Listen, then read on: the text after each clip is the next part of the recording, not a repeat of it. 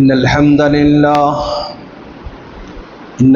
لله نحمده ونستعينه ونستغفره ونعوذ بالله من شرور أنفسنا ومن سيئات أعمالنا من يهده الله فلا مضل له ومن يضلله فلا هادي له وأشهد أن لا إله إلا الله وأشهد أن محمدا عبده ورسوله أرسله بالحق بشيرا ونذيرا أما بعد فإن خير الحديث كتاب الله وخير الهدي هدي محمد صلى الله عليه وسلم وشر الأمور محدثاتها وكل محدثة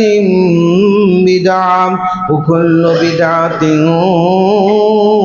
ضلالة وكل ضلالة في النار فأعوذ بالله من الشيطان الرجيم بسم الله الرحمن الرحيم يا أيها الناس اتقوا ربكم الذي خلقكم من نفس واحدة وخلق منها زوجها وبث منهما رجالا كثيرا ونساء واتقوا الله الذي تساءلون به والأرحام إن الله كان عليكم رقيبا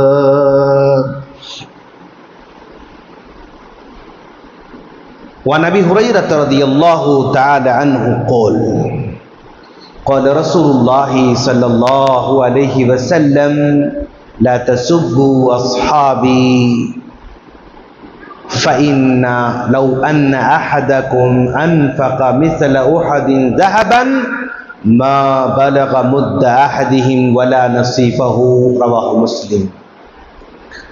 محترم بزرگوں، نوجوان دوستوں، پردہ نشین خواتین اسلام اور میرے چھوٹے بھائیوں، ہر طرح کی بڑائی بزرگی اسی اللہ رب العالمین کے لائق اور زیبا ہے جس نے ہم تمام کو صحیح دین کو سمجھنے اور صحیح دین پر عمل کی توفیق عطا فرمایا. اسی نے ہم کو بدعات سے بچائے رکھا، اسی نے ہم کو خرافات سے بچائے رکھا، اسی نے ہم کو ہر وہ کام جس کو پیارے نبی صلی اللہ علیہ وسلم نے نہیں کیا، ہر وہ کام جس کو صحابہ کرام نے عشر مبشرہ نے نہیں کیا، ان کاموں سے ہم کو بچا کے رکھا اور دور بھی رکھا. لاکھوں درود و سلام ہو جناب محمد رسول اللہ صلی اللہ علیہ وسلم پر، جن کو کامل نمونہ بنا کر ہم تمام کی طرف مبعوث فرمایا. سامعین کرام، آج ہم اس مختصر سے وقت میں جس ٹاپک پر، جس موضوع پر ہم بات کرنے جا رہے ہیں، ہمارا موضوع ہے معراج سے ہم نے کیا سیکھا. ہم نے اس ٹاپک کا انتخاب اس لیے کر رکھا ہے کہ ہم رجب کے مہینے سے گزر رہے ہیں اور آج 21ویں رجب ہے اور کل 22 رجب کو بہت سارے لوگ بے شمار خرافات اور بدعات انجام دینے والے ہیں، اور پھر 27 رجب کو معراج والی رات بھی منانے والے ہیں. اب ہم اس معراج کے اندر کیے جانے والے خرافات اور بدعات کا تذکرہ کر کے ہم آپ کا ٹائم خراب نہیں کرنا چاہتے ہیں، اس لیے کہ ہم یہاں پر آئے ہوئے ہیں کچھ عمل کے لیے ایکشن لے کر جائیں گے انشاءاللہ. اور اسی طرح معراج کے بارے میں ہمارا یہ عقیدہ ہے کہ پیارے نبی صلی اللہ علیہ وسلم کے ساتھ یہ واقعہ جسمانی طور پر پیش آیا اور معراج برحق ہے، معراج والی رات برحق ہے، لیکن رجب کے مہینے میں ہونا اس کا ثبوت پختہ کتابوں میں نہیں ہے. اور اگر ہے بھی تو اس معراج والی رات میں جاگنا، فلاں فلاں نماز پڑھنا، فلاں فلاں کرنا، فلاں کرنا، یہ سب چیزیں بعد کے لوگوں نے ایجاد کر رکھا ہے۔ ان چیزوں کا تذکرہ کیے بغیر ہم چاہتے ہیں کہ معراج کی رات جو جب بھی ہوئی، کسی بھی مہینے میں ہوئی، لیکن ہوئی، ہمارا اس بات پر ایمان ہے، لیکن اس معراج کے رات سے ہم کیا سیکھ سکتے ہیں وہ میں آپ کے سامنے تذکرہ کرنا چاہوں گا، تاکہ اس کے ذریعے ہمیں ہماری ریئل لائف میں کچھ فائدہ ہو اور ہماری حقیقی زندگی میں اس واقعی کا کچھ کنیکشن ہونا چاہیے، وہ باتیں میں تذکرہ کرنے چاہ رہا ہوں۔ اور میں اس سٹوری بھی نہیں بتاؤں گا، یعنی پورا واقعہ بھی نہیں بتاؤں گا، کیونکہ اس واقعے کو ہم نے بار بار تو سنا ہے، پھر واقعے کا تذکرہ کرنا آپ کا ٹائم خراب کرنے کے برابر ہو جائے گا، لہذا میں اس واقعے سے جو ہم سبق سیکھ سکتے ہیں اس کا میں تذکرہ کرنے جا رہا ہوں انشاءاللہ۔ اس مختصر وقت میں انشاءاللہ میں لگ بھگ 7 اور 8 اسباق کا تذکرہ کرنے جا رہا ہوں جن کا تعلق ڈائریکٹ ہماری زندگی سے ہوتا ہے۔ پہلا سبق، پیارے نبی صلی اللہ علیہ وسلم کو معراج کے موقع پر مکہ مکرمہ سے آپ کو براق پر بیت المقدس کو لے جایا گیا، اور پھر بیت المقدس سے پھر 7 آسمانوں کی سیر کرائی گئی، تو اللہ تبارک و تعالیٰ نے پیارے نبی صلی اللہ علیہ وسلم کو اپنے پاس بلانے کے لیے براق کا استعمال کیا۔ حالانکہ اللہ تبارک و تعالیٰ کو براق کی ضرورت نہیں تھی، اس کے بغیر بھی اللہ تبارک و تعالیٰ آپ کو بلا لے سکتا تھا، لیکن اللہ تبارک و تعالیٰ نے پیارے نبی صلی اللہ علیہ وسلم کو اپنے پاس بلانے کے لیے براق کا استعمال کیا، یعنی اسباب کا استعمال کیا، سورس کا استعمال کیا، اگرچہ کہ اللہ تبارک و تعالیٰ کو یہ سورس استعمال کرنے کی ضرورت نہیں اور اس اسباب اختیار کرنے کی ضرورت نہیں، لیکن اللہ تبارک و تعالیٰ بندوں کو بتانا چاہتا ہے کہ اے بندو، جب تم چھوٹا کام کرو تو بھی اسباب اختیار کرو، بڑے سے بڑا کام کرو تب بھی اسباب اختیار کرنا پڑے گا۔ اللہ بندوں کو سکھانا چاہتا ہے، آپ کوئی بھی کام کرتے ہوں اسباب اختیار کرنا ضروری ہے۔ توکل کے نام پر، بھروسے کے نام پر بغیر اسباب اختیار کیے ہوئے کوئی کام نہیں کرنا۔ اللہ کے رسول صلی اللہ علیہ وسلم مکہ سے مدینہ جا رہے تھے، ہجرت کر رہے تھے، اور وہاں پر اللہ تبارک و تعالی نے جانے کا حکم دیا تو اللہ ان کو کیسا ہی پہنچا سکتا تھا، تب بھی آپ نے گھوڑے کا استعمال فرمایا، آپ نے گھوڑے کا استعمال کیا۔ اللہ آپ کو راستہ بتانے والا تھا، لیکن پھر بھی غیر مسلم راستہ بتانے والے، گائیڈ کرنے والے کو ساتھ رکھا، انجانا راستہ تھا، اللہ کے رسول اس راستے پر کبھی سفر نہیں کیے تھے، اور لے کر جانے والا کون ہے؟ اللہ ہے۔ حکم کس نے؟ اللہ حکم دیا تھا، آپ اگر چل بھی جاتے تو بھی پہنچ جاتے تھے، لیکن پھر بھی اللہ کے رسول صلی اللہ علیہ وسلم نے وہاں پر راستہ بتانے والے، گائیڈ کرنے والے غیر مسلم کو ساتھ میں لیا تاکہ وہ راستہ بتائے اور ہم مکہ سے مدینہ پہنچ جائیں۔ تو معراج کا پہلا سبق ہمیں یہ ملتا ہے، زندگی میں ہمیں اسباب اختیار کرنا چاہیے۔ بیمار پڑے نہیں بھائی ٹھیک ہے اللہ پر بھروسہ کر کے چھوڑ دو، نہیں، تداووا یا عباد اللہ، تم علاج کرو پھر اللہ پر بھروسہ کرو۔ تم بھائی اللہ دینے والا، اللہ کھلانے والا، بیٹھ جاؤ کونے میں، نہیں، تم جو ہے اسباب اختیار کرو، محنت کرو، نکل جاؤ، پھر اللہ روزی دینے والا ہے۔ لو انکم تتوکلون علی اللہ حق توکلہ لرزقکم کما یرزق الطیر تغدو خماصا وتروح بطانا۔ اللہ پرندوں کو روزی دیتا ہے، پرندہ روزی کمانے کے لیے ڈاکٹر نہیں بنتا، پرندہ روزی کمانے کے لیے لائر نہیں بنتا، پرندہ روزی کمانے کے لیے وہ جو ہے بزنس مین نہیں بنتا، پرندہ روزی کمانے کے لیے تعلیم حاصل نہیں کرتا، پھر بھی اللہ روزی دیتا ہے اس کو، لیکن اس پرندے کو بھی گھر سے نکلنا پڑتا ہے، اس پرندے کو گھونسلہ چھوڑ کے نکلنا پڑتا ہے، تب چل کر اللہ اس پرندے کو بھی روزی دیتا ہے۔ بھئی اللہ پرندوں کو روزی دینے کا وعدہ کر رکھا ہے، اگر وہ پرندہ گھونسلے بیٹھا رہے تو اللہ اس کو روزی نہیں دیتا، اس کو نکلنا پڑتا ہے۔ تو پہلا سبق ہمیں یہ ملتا ہے، ہمیں زندگی میں اسباب، سورس، محنت، یہ سب کچھ اختیار کرنا پڑے گا، اس کے بعد کامیابی اللہ تعالیٰ کے ہاتھ میں۔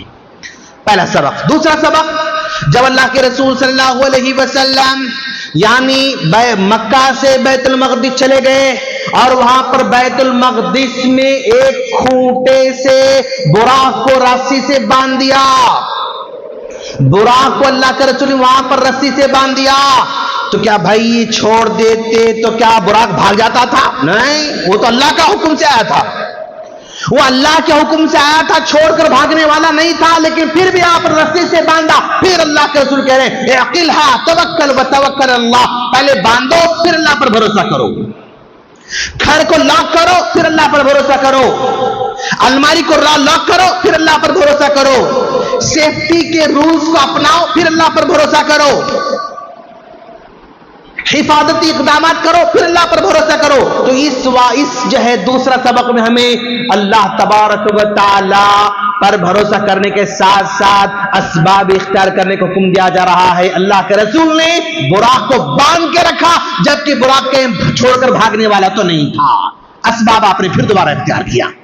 اس کے بعد تیسرا سبق، اللہ کے رسول صلی اللہ علیہ وسلم بیت المقدس میں گئے، سارے کے سارے انبیاء کرام جمع ہوئے ہیں، اور اللہ کے رسول چاہتے تھے کہ دوسروں کو نماز پڑھانے کے لیے آگے بڑھائیں، لیکن وہاں پر دوسرے انبیاء نے پیارے نبی کو آگے بڑھا دیا، لیکن اللہ کے رسول خود سے پہلے آگے نہیں بڑھے بلکہ آپ نے دوسروں کو آگے بڑھایا۔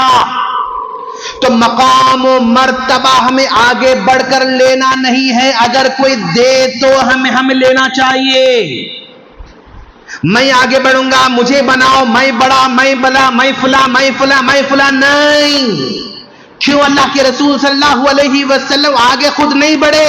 آپ انکار کر رہے تھے، آپ امامت کیجیے، آپ امامت کیجیے، آپ دوسروں کو آگے بڑھا رہے تھے، لیکن دوسروں نے آپ کو آگے بڑھایا۔ تو گویا کسی بھی کوئی بھی عہدہ ہے، کوئی منصب ہے، کوئی مرتبہ ہے، کوئی ریسپیکٹ ہے، اور کوئی جو ہے کچھ بھی ہو، آگے بڑھ کر ہمیں طلب نہیں کرنا چاہیے، آگے بڑھ کر اپنے آپ کو اس کا حقدار بنا کر پیش نہیں کرنا چاہیے، آگے بڑھ کر نہیں مانگنا چاہیے۔ اگر مل جاتا ہے تو ٹھیک ہے، لڑ کر لینا، سازشیں کر کے لینا، اختلافات ڈال کے لینا، پلاننگ بنا کے لینا، منصوبے بنا کے لینا، اور جو ہے لڑائی جھگڑے کر کے لینا، نو، اس کی پرمیشن نہیں۔ اس جو ہے معراج والی رات میں تیسرا سبق ہم کو مل رہا ہے کہ مرتبہ، مقام، عزت مانگا نہیں جاتا، ملتا ہے، حاصل نہیں کیا جاتا، وہ ملتا ہے۔ اگر ملتا ہے تو آپ کی عزت کو بڑھاتا ہے، مانگ لیتے ہیں تو عزت نہیں بڑھتی ہے، چھین لیتے ہیں تو عزت نہیں بڑھتی ہے، سازش کر کے لیتے ہیں تو عزت نہیں بڑھتی ہے۔ یہ تیسرا سبق ہم کو معراج و رات سے محسوس ہو رہا ہے۔ چوتھا سبق، پیارے نبی صلی اللہ علیہ وسلم اب وہاں نماز پڑھانے کے بعد اب پھر جو ہے آسمان کی طرف رخ کر رہے ہیں، آپ کا براق جو ہے لے کر آسمانوں کی طرف اڑ رہا ہے۔ وہاں پر پہلے آسمان پر پہنچتے ہیں تو حضرت جبرائیل علیہ السلام نے کھٹکا مارا، اندر سے آواز آتی ہے کون؟ تو کہتے ہیں وہ جبرائیل۔ پھر اندر سے آواز آتی، آپ کے ساتھ کون ہیں؟ کہتے ہیں کہ میرے ساتھ محمد ہیں۔ پھر اندر سوال ہوتا ہے کیا یہاں پر آنے کا ان کو پرمیشن ہے؟ ہاں، ان کو اللہ نے بلایا ہے۔ تب چل کر دروازہ کھلتا ہے پہلے آسمان کا۔ اب دیکھو آپ، اس میں کتنی چیز چھپے ہوئے ہیں۔ پہلی بات، کھٹکا مار رہے ہیں، پرمیشن لینا چاہیے۔ آپ کسی گھر میں جا رہے ہیں تو پرمیشن لینا ہوگا، سلام کرنا ہوگا، بیل بجانا ہوگا، کھٹکا مارنا ہوگا، یا فون کرنا ہوگا، انفارمیشن دینا ہوگا، اطلاع دینا ہوگا۔ سارے کے سارے کام اس سے ہم کو معلوم ہو رہے ہیں۔ آپ کسی سے ملاقات کرنے جا رہے ہیں، بس ایسے ہی بولے بنا، بتائے بنا فوراً جا کے گھر پہ جا کے کھٹکا نہیں مارنا، انفارمیشن دینا چاہیے، بھائی میں آپ سے ملاقات کرنا چاہ رہا ہوں، کوئی مناسب ٹائم ہے آپ کے پاس، کوئی مناسب وقت ہے آپ کے پاس، پوچھ کے جائیں، انفارمیشن دے کے جائیں، اطلاع دے کے جائیں اور ان کو جو ہے بتا کے جائیں. یہ طریقہ ہم کو سمجھ میں آ رہا ہے. پھر اندر سے پوچھا کون ہے تو کہتے جبرائیل ہو. تو اندر والے فرشتے کو نہیں معلوم باہر کون ہے. تو فرشتوں کو بھی علم غیب نہیں، فرشتوں کو بھی نہیں پتا کہ بھئی اس طرف کون ہے. پھر پوچھا آپ کے ساتھ کون ہے، کہا محمد ہے، وہ بھی نہیں معلوم ان کو اللہ کے رسول کے ساتھ ہے. تو فرشتوں کو بھی نہیں پتا علم غیب کے بارے میں کچھ بھی. فرشتہ سوال کر رہا ہے، ذمہ دار ہے، وہ حارس ہے، مطلب واچ مین ہے، اور وہ اندر آنے کے لیے کہہ رہا ہے کہ بھئی اوپر والے کی پرمیشن ہے، مالک مکان کی پرمیشن ہے، گھر والے صاحب کی پرمیشن ہے. ہاں گھر والے صاحب نے بلایا ہے. تب چلو کو ٹھیک ہے اندر آ جاؤ. اللہ کے رسول صلی اللہ علیہ وسلم اندر پہنچ رہے ہیں. مختلف انبیاء کرام سے ملاقات ہوتی ہے، پہلے آسمان، دوسرے آسمان، تیسرے، چوتھے، پانچویں، چھٹے، ساتویں پر الگ الگ جو ہے یعنی انبیاء کرام سے ملاقات ہوتی ہے. آدم علیہ السلام سے ملاقات ہوئی. آدم علیہ السلام بیٹھے ہوئے ہیں، ادھر رائٹ جانب جو ہے دیکھتے ہیں تو آدم علیہ السلام مسکرا رہے ہیں، ہاں خوش ہو رہے ہیں. ادھر بائیں جانب دیکھ رہے ہیں تو آپ آدم علیہ السلام رو رہے ہیں. تو اللہ کے رسول صلی اللہ علیہ وسلم نے پوچھا آدم ایسا کیوں کر رہے ہیں؟ اپنی سیدھی جانب دیکھتے ہیں تو ہنس رہے ہیں، بائیں جانب دیکھ رہے ہیں تو رو رہے ہیں، ایسا کیا ماجرا ہے؟ تو جبرائیل علیہ السلام نے کہا یا آدم علیہ السلام ہیں، ان کی ذریت سیدھی جانب وہ ہے جو جنت میں جانے والی ہے، اگر ان کو دیکھتے ہیں تو یہ خوش ہو رہے ہیں، اور بائیں جانے والی ذریت ان کی اولاد جہنم میں جانے والی ہے، اس کو دیکھتے ہیں تو انہیں افسوس ہوتا ہے، غم ہوتا ہے. پتہ ہی چلا کہ بندے کو اپنے بچوں کے بارے میں فکر کرنا چاہیے. اگر بچے نیک ہیں تو انہیں خوش ہونا چاہیے. اگر بچہ آپ کا نمازی ہے تو آپ پہ خوش ہونا چاہیے. آپ کا بچہ اگر فرمانبردار ہے تو آپ پہ خوش ہونا چاہیے.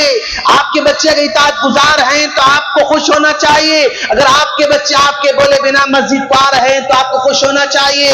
آپ کے بچے آپ کے بولے بنا قرآن کی تلاوت کرتے تو آپ کو خوش ہونا چاہیے. آپ کے بچے آپ کے بولے بنا نیک کام کر رہے ہیں تو آپ پہ خوش ہونا چاہیے. اور اگر آپ کے بچے اللہ کی نافرمانی کر رہے ہیں آپ کو افسوس کرنا چاہیے. کیوں؟ آدم علیہ السلام نے اپنی اس ذریت کے بارے میں سوچا، دیکھا جو جہنم میں جانے والی ہے تو وہاں افسردہ ہو گئے. تو اگر میرا بیٹا نماز نہیں پڑھ رہا ہے تو مجھے افسوس ہونا چاہیے. اگر میرا بیٹا قرآن کی تلاوت نہیں کر رہا ہے تو مجھے افسوس ہونا چاہیے. اگر میرا بیٹا مسجد کو نہیں جا رہا ہے تو مجھے افسوس ہونا چاہیے. اگر میرا بیٹا میری بات نہیں مانتا، ماں کی بات نہیں مانتا تو مجھے افسوس ہونا چاہیے. اور اس افسوس کا علاج بھی کرنا چاہیے. آدمی کو بے حس بن کر نہیں رہنا چاہیے. نہ خوشی ہے نہ غم ہے، بس کاروبار میں مگن ہے، نہیں. نہ خوشی ہے نہ غم ہے، بس زندگی میں مگن ہے، نہیں. یہ زندگی میں مگن رہنے دو، ٹھیک ہے، کاروبار میں مگن رہو، ٹھیک ہے، لیکن اپنی ضروریت کے بارے میں فکر مند ہونا چاہیے. نیک ہیں یا برے ہیں، اچھے ہیں یا برے ہیں، اچھے کام کر رہے برے کام کر رہے، اس بات کی خبر باپ کو ہونا چاہیے. میرے بیٹے کیا کر رہے مجھے پتا نہیں، میری بیٹے کیا کرے مجھے پتا نہیں، ایسا نہیں ہونا چاہیے. کیوں؟ آدم علیہ السلام کے اس واقعے سے بات پتا چل رہا ہے. اچھا، اس کے بعد آدم اللہ کے رسول صلی اللہ علیہ وسلم جنت کی سیر کی آپ نے اور جہنم کی بھی سیر کی آپ نے. اللہ تعالیٰ دونوں بتایا، جنت بھی بتایا جہنم بھی بتایا، اور جنت کے اندر الگ الگ مناظر بھی بتائے، اور عمر فاروق رضی اللہ عنہ کا مکان بھی بتایا. اور وہ خاتون جس کے جو ہے معاشطہ بنت فرعون تھی، فرعون کے گھر میں اس کی بیٹی کے سر میں کنگھی کرنے والی تھی، اس کو فرعون نے جو ہے یعنی وہ جلتی ہوئی کڑھائی میں ڈال کے ابال کے چھوڑ دیا تھا. کیوں؟ اس لیے کہ وہ فرعون کو رب نہیں مانتی تھی. فرعون کو رب نہ ماننے کی وجہ سے اس خاتون کے 5 بچوں کو بھی وہ جلتے ہوئے کڑھائی میں ڈال دیا تھا، اور فائنلی اس خاتون کو بھی اس فرعون نے جلتی ہوئی کڑھائی میں ڈال کے بھون دیا تھا. وہاں سے خوشبو آ رہی ہے. اللہ کے رسول نے پوچھا جبرائیل خوشبو کہاں سے آ رہی ہے؟ تو اللہ کی جبرائیل علیہ السلام نے کہا اللہ کا رسول یہ فرعون کے باندی کے محل کی خوشبو ہے. اللہ نے اس باندی کے صبر کرنے پر، اللہ نے اس باندی کے توحید پر ڈٹے رہنے کی وجہ سے پہلے اس کا مکان بنا رکھا ہے جنت میں، اور جنت کے مکان سے خوشبو آ رہی ہے. پتہ یہ چلا اگر ایک آدمی کو توحید کے راستے پر تکلیف ہوتی ہے تو غم کرنے کی ضرورت نہیں، اس کا بدلہ اللہ جنت میں تیار رکھا ہے، پہلے سے ہی تیار رکھا ہے. اگر توحید کے راستے میری جان چلی جائے میرا گھر تیار ہے، اگر توحید کے راستے میں تکلیف کا سامنا کرنا پڑ رہا ہے میرا گھر تیار ہے، اگر توحید کے راستے میں میرا لاس ہو رہا ہے، مالی نقصان ہو رہا ہے، تجارت نقصان ہو رہی ہے تو یہ میرا اجر تیار ہے. بندے کا جو بھی لاس ہوتا ہے، بندے کا جو بھی نقصان ہوتا ہے، چاہے وہ جانی ہو، مالی ہو، بدنی ہو، کاروبار کا کچھ بھی ہو، اگر لاس ہوتا ہے دنیا میں بندے کا تو اللہ اس کے اجر کو جنت میں محفوظ رکھا ہے. یہ ہم کو سمجھ میں آ رہا ہے. اس کے بعد اللہ کے رسول صلی اللہ علیہ وسلم نے جہنم کی بھی سیر کی. الگ الگ آپ نے واقعات دیکھے. کوئی ایسا آدمی ہے خون کے سمندر میں تیر رہا ہے، کنارے آتا ہے، فرشتہ کھڑا ہوا ہے، ایک بڑا پتھر چٹان لے کر اس کو مارتا ہے، سر چکنا چور ہو جاتا ہے، پھر وہ سمندر میں جا رہا ہے، پھر آ رہا ہے، پھر جا. کہا کون ہے یہ امت کا سود خور ہے. کہا یہ امت کا سود خور ہے. کہا ایسے بے شمار واقعات پیارے نبی صلی اللہ علیہ وسلم نے اس معراج کے موقع پر جہنم میں آپ نے دیکھا. اور پھر اللہ تبارک و تعالیٰ پیارے نبی صلی اللہ علیہ وسلم کو 50 نمازوں کو تحفہ دیتا ہے، اور 50 نمازوں کو تحفہ لے کر واپس آ رہے ہیں. راستے میں حضرت موسیٰ علیہ السلام سے ملاقات ہوتی ہے. حضرت موسیٰ علیہ السلام نے خیر خواہی کے انداز میں پوچھا محمد اللہ نے کیا دیا آپ کو؟ تو اللہ کے رسول نے کہا موسیٰ اللہ نے مجھے 50 وقت کی نماز دے رکھی ہے، 50 وقت کی نماز دے رکھی ہے. تو موسیٰ علیہ السلام نے کہا اے محمد میرے امت 2 وقت کی نماز نہیں پڑھتی تھی، آپ کی امت 50 کہاں پڑھے گی؟ نہیں جاؤ واپس جا کر کم کرا کے لاؤ. اللہ کے رسول واپس جاتے ہیں، اللہ ریکویسٹ کرتے ہیں تو اللہ کہتا جاؤ ٹھیک ہے 45. پھر واپس آتا ہے، پھر پوچھتے ہیں اور کیا ہوا؟ 45. نو پھر جاؤ واپس.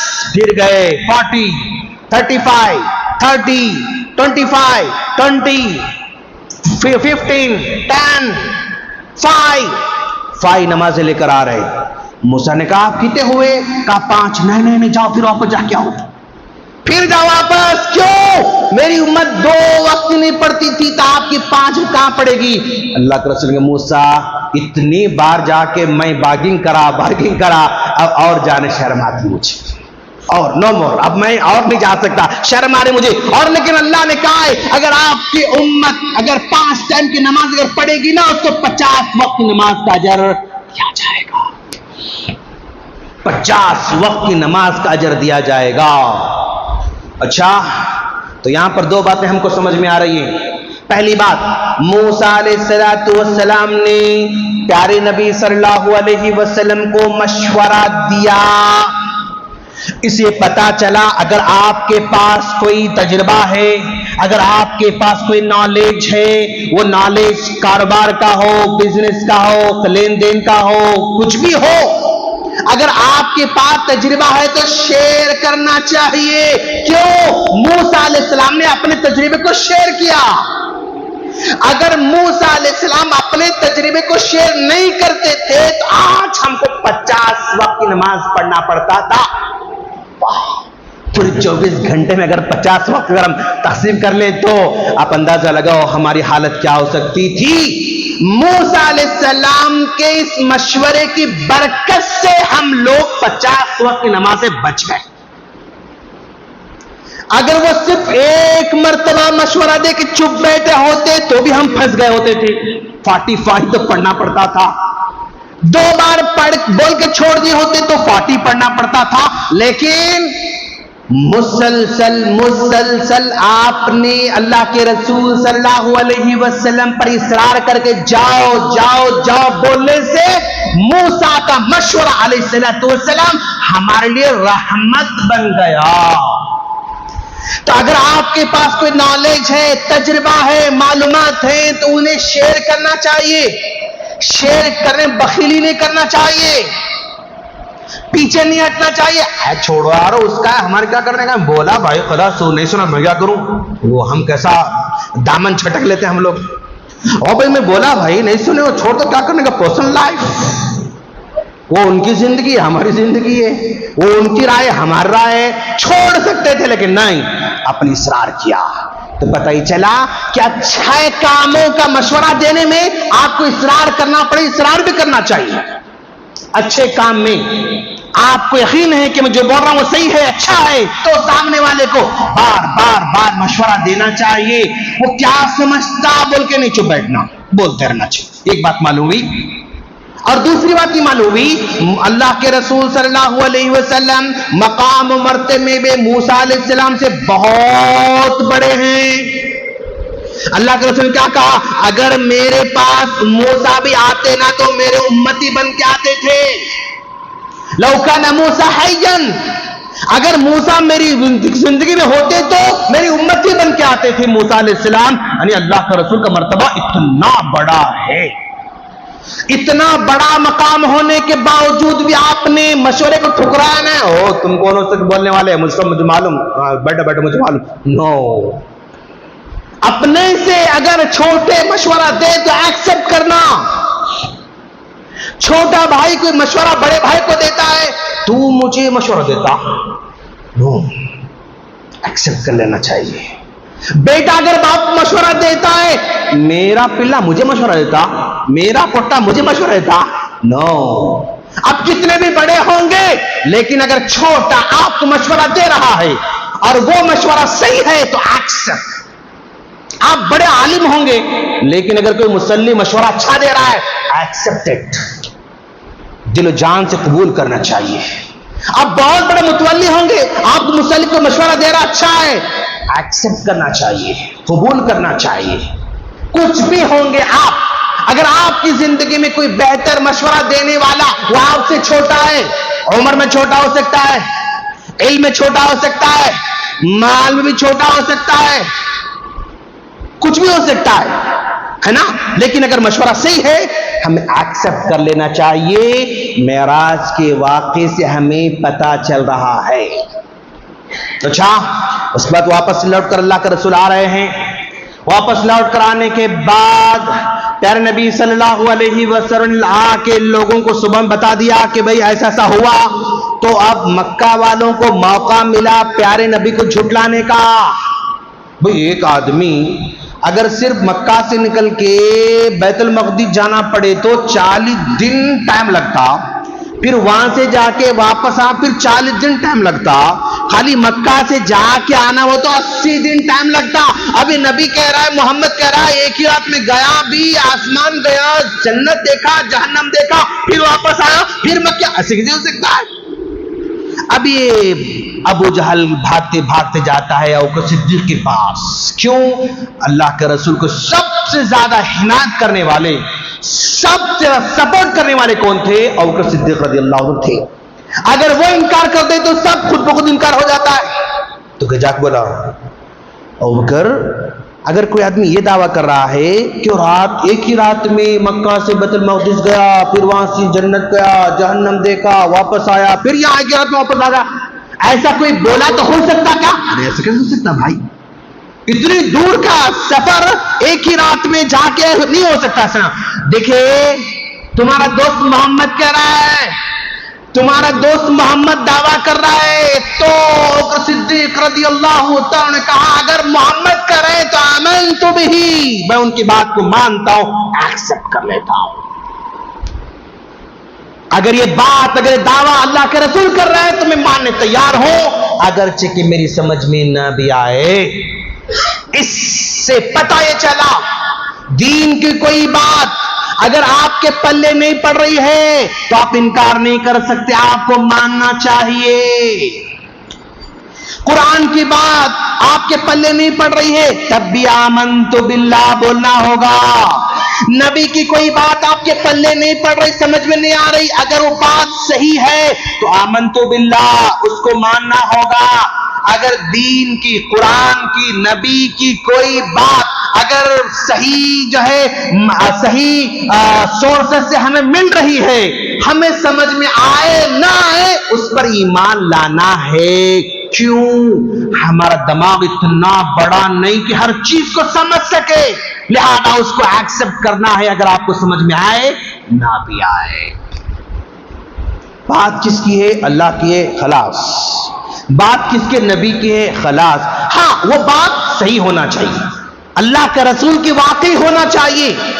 اگر واقعی اللہ کے رسول سے ثابت ہے تو وہ بات سمجھ میں آئے یا نہ آئے اس کو ماننا ہوگا, اس کو تسلیم کرنا ہوگا. 8 اسباق ہیں پیارے نبی صلی اللہ علیہ وسلم کی معراج کے تعلق سے, جن کا تعلق ہماری زندگی سے ہے. اس میں کا ہر سبق ہماری زندگی میں گائیڈ کرتا ہے. صرف واقعہ سن کے جانا کمال نہیں میرے دوست, واقعی کو معلوم کر لینا کمال نہیں میرے دوست. اس واقعے سے ہماری زندگی سے کیا تعلق ہے, ہماری زندگی میں واقعہ کیا تبدیلی پیدا کر سکتا ہے, وہ امپورٹنٹ ہے. وہ میں نے آپ کے سامنے بتا دیا. معراج کس مہینے میں ہوئی, کس رات میں ہوئی, لیکن ہوئی, پکا ہوئی. صرف رجب کے اندر ہوئی بولنا صحیح نہیں ہے. رات میں جاگنا یہ بھی اللہ کا سنت ثابت نہیں ہے. اور رات بھر وہ نمازیں پڑھتے رہنا 1000 رکعت یا 1000 سورہ جو بھی پڑھتے ہیں وہ بھی اللہ کا ثابت نہیں ہے. یہ سب باتیں لوگوں نے بنا رکھا ہے, لیکن واقع معراج ہوا اس پر ہم ایمان رکھتے ہیں. جسمانی طور پر ہوا, روحانی نہیں, خواب میں جا کے نہیں, جسم کے ساتھ جا کے واپس آئے, اور اس واقعے سے ہماری زندگی سے یہ تعلق ہے. یہ ساری تبدیلیاں ہماری زندگی میں لا سکتے ہیں اس واقعے سے ہونے والے اسباب سے.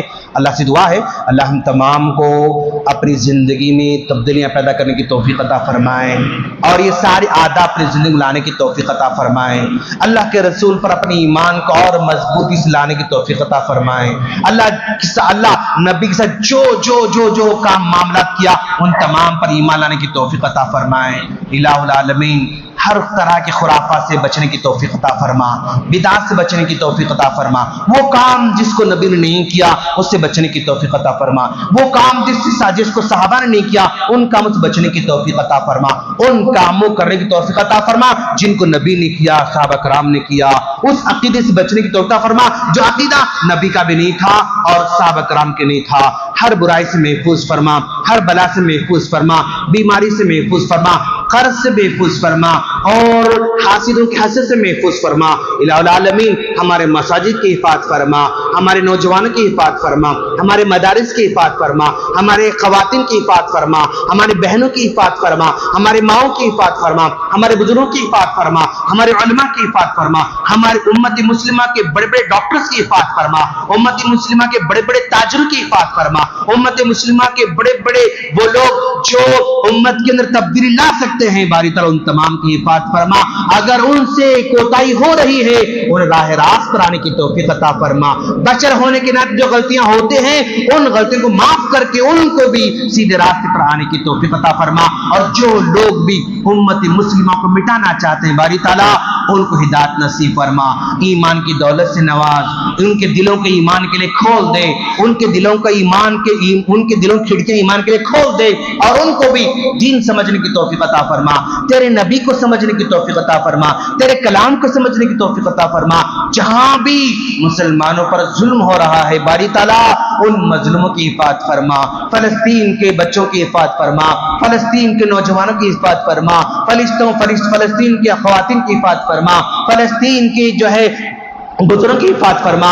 جو بھی حق پر ہیں ان تمام کی حفاظت فرما, جو باطل پر ہیں ان کو ناکام کر دے, جو ظلم کرنے والے ہیں باری تعالیٰ تو اپنے پنجوں سے ان کے ظلم کو روکنے کی توفیق عطا فرما.